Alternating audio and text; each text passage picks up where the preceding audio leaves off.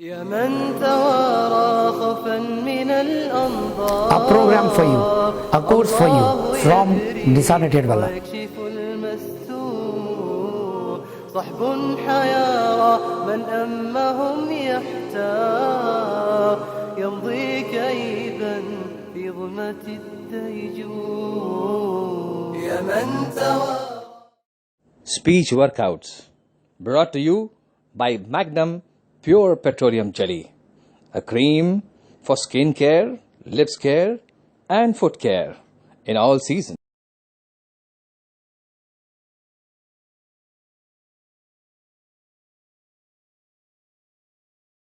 Assalamu alaikum wa rahmatullahi wa barakatuhu.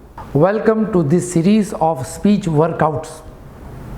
First, we praise Allah Almighty for teaching us how to talk. Allamahul Bayan, He taught us how to speak. Peace and blessings be upon Prophet Muhammad sallallahu alaihi wasallam. In this episode, we will be discussing different styles of speaking. Today we will be talking about a descriptive speech.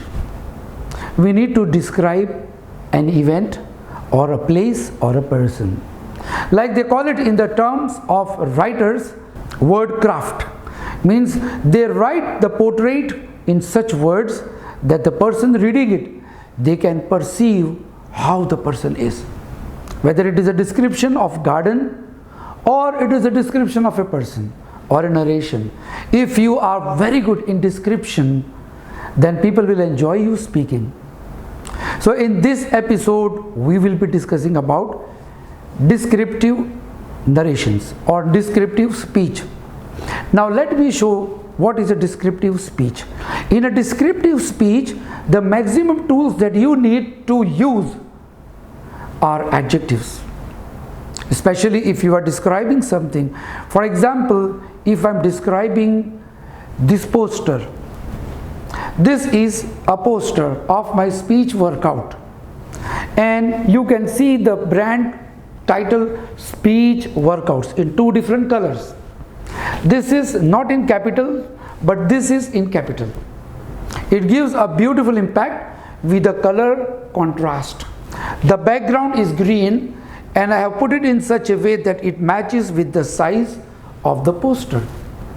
The whole poster is on a white background with a large close-up of a mic. You can see this. And on the right hand side is Nisaar Nadiadwala, the designer of the course. This is my poster which is stuck on a black thermocol. This was an example of description. I am describing exactly what you see before your eyes. Now I will describe before you which you cannot see but you can perceive. For example, I would describe to you bedroom. Welcome to my bedroom.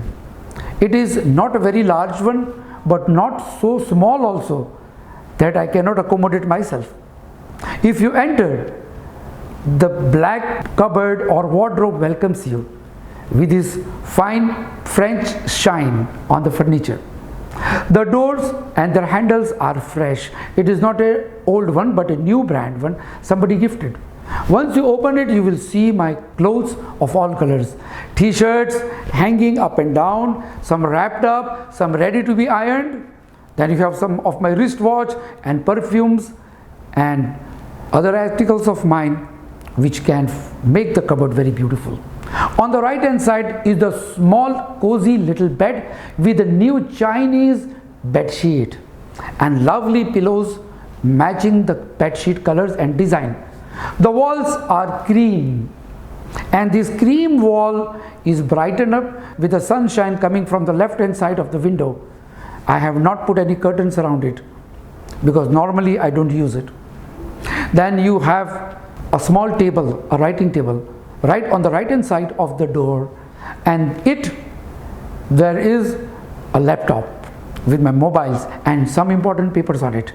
There is a nice executive chair, black color. So we have cream wall, black table, black cupboard contrasting the room's color, and it gives a beautiful mood to my color. That's all. That was my room. Please be seated and relax.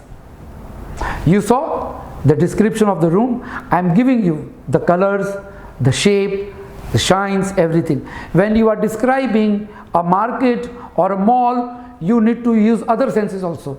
For example, you can use the senses of listening by describing the sounds of honking cars and screams of children. So that is the sound that you describe. So in a descriptive essay, try to describe actions, try to describe with the help of adjectives and adverbs things that are around and the things that are being acted. This will beautify your speech. How do you practice it? Describe your own room now, the way I demonstrated before you. Or describe a personality sitting next to you. Could be your mother or your father. For example, my father is an old man, but he looks as strong as I am. His hair has gone back, but complete white, but his forehead still does not show any wrinkles. His nose is large and his face is bright and square. His ears are popping out, as well as the hair are nicely, though very little left, nicely combed and groomed. His beard is well maintained. His eyes are small, brownish eyes. When he smiles with his eyes also. That's my father. You saw, description is very essential to beautify a scene or beautify a narration. Inshallah, in the next episode we will be discussing about how to narrate an incident. Right now we are focusing about describing things and places. So how would you improve and work on your descriptive style? You need to describe a person, record it and see it. See how you have described. Did you put the correct adjectives or adverbs? Keep on practicing it. Improve it. One description at least twice a week.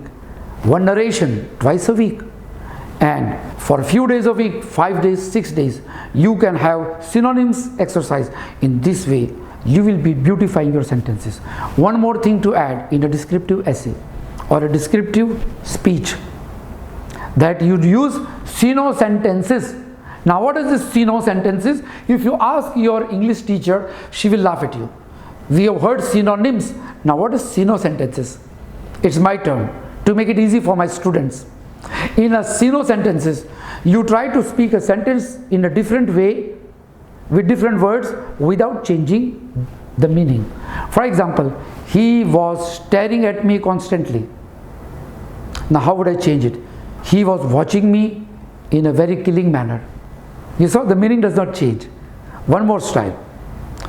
His eyes were staring at me. His eyes were watching me. His eyes moved on me.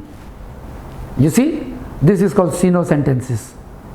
In a sino sentence, you need to redraft the sentence without changing the meaning. It's a very good exercise to make your gray cells, which are lazy, not working, to give you good sentences, in spite that you get very good grades in English. They are lazy, you become lazy. The words are there hiding in the corners of cells and gray cells.